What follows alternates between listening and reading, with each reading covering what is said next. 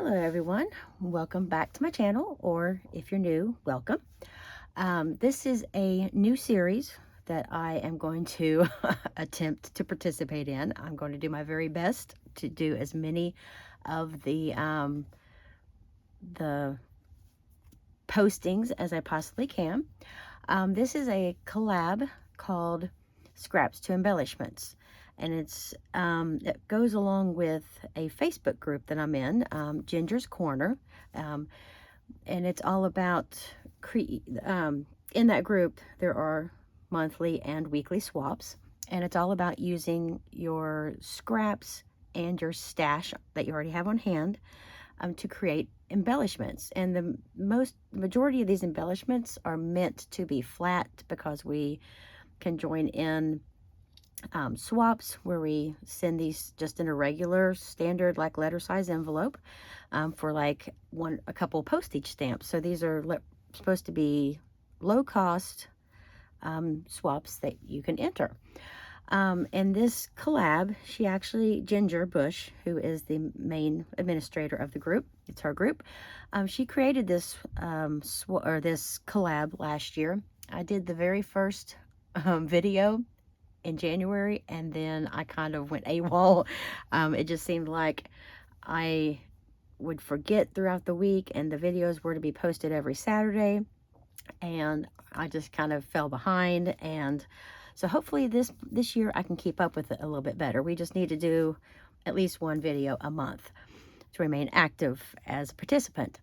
Now, if I can get it figured out, I will have the playlist linked down below that you can click on and just be able to go straight to all of the videos for anyone that has uploaded their video.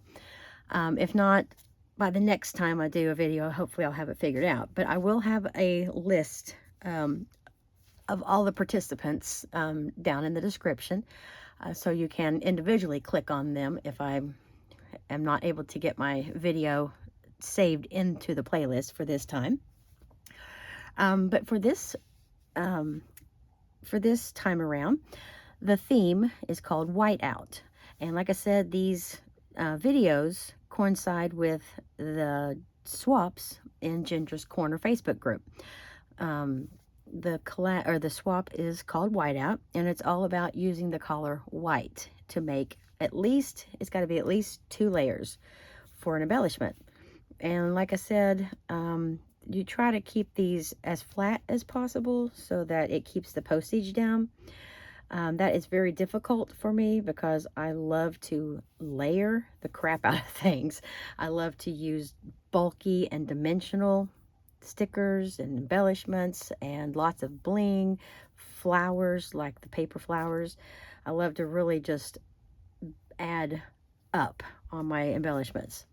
So this is a challenge for me in itself, that I am trying to keep things as flat as possible. So for my whiteout, as you can see, it's not 100% white, but this glittery paper is from Stampin' Up! And it is, I have no idea when I got it. I just found it in my stash. And it's just called Sparkle Glimmer Paper. It's sort of like a white iridescent, sparkly, glittery paper. It's like sort of a silvery tint to it in the camera, but in person it's mostly white with like a lot of like, I'm not sure the right term, but it's just got like a lot of pinks and purples, little glittery sparkles in the paper. I think it's absolutely gorgeous. And so for my embellishments, I just used my scallop punch. I think it's a 2-inch scallop punch.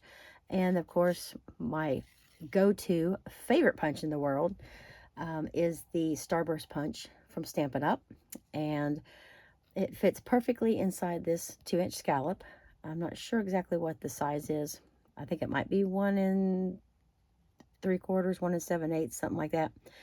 And then I found these snowflake stickers in my stash, and they're actually sticking really nicely to this glitter paper. I was wondering if it would stick, and yes, they are down there. I had no problems whatsoever getting them to stick down on that glittery paper. And because this is a nice glitter paper, it does not come off. Like, the glitter is really well adhered. It doesn't flake off. So that might be why the sticker's sticking so good. And then some of my favorite bling are these, not sure, it's just adhesive gems, 4mm, and just sort of have that same sparkliness to them as the paper. So I thought it matched perfectly. And in the light, a certain way you hold it, it can look pink or purple or even blue. So I just love how it kind of changes colors. So I put one right in the very center. And then I almost left it as it was, just looking like that. I thought about adding a word. I had some Echo Park, like winter themed stickers, Christmas and winter, that had come in one of their warehouse sale boxes. But they had like blues and dark, very deep hunter greens and sort of a burgundy. And I thought that might add a nice pop of color. But then I thought, well, I'm going to be sending these out in a swap. The people who receive them might want to use them differently than if I put like a word on it. They might not be able to use it as well, be able to use it in as many different ways as possible. I'd like them to be able to use it however they want to. So I kind of did away with the idea for the words. And then I have this Stampin' Up! Ribbon. It's white with the silver edging on it. And I thought that would make a cute little, just popping out there at the side. Make it almost like a little banner. You can have it whatever direction you want. You can have it straight to the side. You can have it sort of coming up at the top or down from the bottom. Make a really pretty card embellishment, because that's what I am, a card maker mostly, as far as paper crafts go. Now, the majority of these people in this collab will probably be scrapbookers. That's how I ran across the group, was from another scrapbook group that Ginger kind of branched off of to start her Ginger's Corner several years ago. But I keep saying I'm going to get back into scrapbooking. Have not done it yet, but I have more than enough stuff to do it. But anyways, I just took the ribbon, cut it in long enough pieces to fold it to make a nice little tail. And then I stapled it to 1-inch paper punch. I just took the same paper that I had punched the scallop bases out, and then I just stapled that down, because I was trying to figure out how am I going to get that attached to the back without it flopping open and getting all crooked and stuff. So I just stapled it to a 1-inch circle, and then put a little dab of hot glue in the center and stuck it to the back. I just kind of laid the snowflake embellishment down on top of the little ribbon tail and got it exactly how I liked it. So that is what I did, times 8, because we need to send 8 in for this swap. And I think they turned out so pretty. I definitely have more than 2 layers. I just needed 2 layers, but there's the paper and the sticker and the little bling and then the ribbon off at the back. So basically you could count that as 4, if not layers, then 4, okay, my mind is going blank. 4 elements. Yes, that's the word. 4 parts of this embellishment, elements, layers, whatever you want to call it. So that is what I have created for the very first installment of the Scraps to Embellishments collab for 2025. Like I said, I'm hoping to participate more frequently this year. It's not every Saturday this time. I think she has maybe every other week, if I looked at the schedule correctly. But this would, and I think some of these might hopefully coincide with my embellishments on the 11th collab. I can make some embellishments that, if it falls on the same date as the 11th, then hopefully I can use that, kind of these two together.